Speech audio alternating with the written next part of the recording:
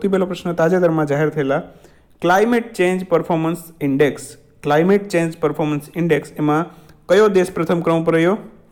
તો આ એક જ ઇન્ડેક્સ એવો છે કે એમાં પ્રથમ ક્રમ ઉપર કોઈને પણ રેન્ક આપવામાં આવી નથી. પહેલા 3 સ્થાન છે ખાલી રાખવામાં આવેલા છે. 1 થી 3 રેન્ક છે આ ઇન્ડેક્સની અંદર ખાલી રાખવામાં આવી છે, કેમ કે કોઈ પણ દેશે ક્લાઇમેટ ચેન્જ પરફોર્મન્સ માટે સારું પ્રદર્શન નથી કરેલું. એનો જે ક્રાઇટેરિયા રાખવામાં આવેલો હતો એ ક્રાઇટેરિયા પૂરો નથી કરેલો કોઈ પણ દેશે. તો પહેલો રેન્ક કોઈને આપવામાં નથી આવેલો, તો જવાબ આવશે એક પણ નહીં, ઓપ્શન ડી. આપણો જવાબ આમાં હશે ઓપ્શન ડી. બરાબર, કોઈ પણ દેશને પહેલો ક્રમ આપવામાં આવેલો નથી. હવે તો 1 થી 3 રેન્ક આમાં ખાલી છે. બરાબર, કયો રેન્ક? ઇન્ડેક્સનું નામ શું છે? Climate change performance index. ગુજરાતીમાં પણ યાદ રાખી લો, જળવાયુ પરિવર્તન પ્રદર્શન સૂચકાંક. જળવાયુ પરિવર્તન પ્રદર્શન સૂચકાંક. બરાબર, તો 1 થી 3 રેન્ક આમાં ખાલી છે. ભારત કેટલામાં ક્રમ ઉપર છે? ભારત છે 9મા ક્રમ ઉપર.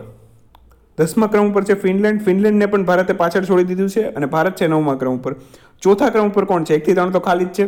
ચોથા ક્રમ ઉપર છે સ્વીડન. 5મા ક્રમ ઉપર છે ડેનમાર્ક. 6ઠ્ઠા ક્રમ ઉપર છે મોરોક્કો. અગેન રિપીટ કરું છું, ચોથા ક્રમ ઉપર સ્વીડન, 5મા ક્રમ ઉપર ડેનમાર્ક અને 6ઠ્ઠા ક્રમ ઉપર છે મોરોક્કો. બરાબર, અને ભારત છે 9મા ક્રમ ઉપર. આ રેન્કિંગ જાહેર કોના દ્વારા કરવામાં આવેલી? German environmental and development organisation દ્વારા. અગેન રિપીટ કરું છું, જાહેર કોણે કરી આ ranking? German environmental and development organisation દ્વારા. આ રેન્કમાં સૌથી ખરાબ પ્રદર્શન છે અમેરિકાનું. કેટલામાં ક્રમ ઉપર છે અમેરિકા? 61મા ક્રમ ઉપર. બરાબર, સૌથી ખરાબ પ્રદર્શન કયા દેશનું છે? અમેરિકાનું. 61મા ક્રમ ઉપર છે. બરાબર.